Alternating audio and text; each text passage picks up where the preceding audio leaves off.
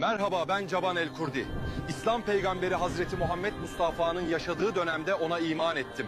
Onun sahabesi oldum. Bana bilinen ilk Müslüman Kürt de diyebilirsiniz. Peygamberimizi görme şerefine nail oldum. Oğlum Meymun el-Kurdi de benden sonra Müslüman oldu. Peygamberimiz beni Bazan bölgesine vali olarak atadı.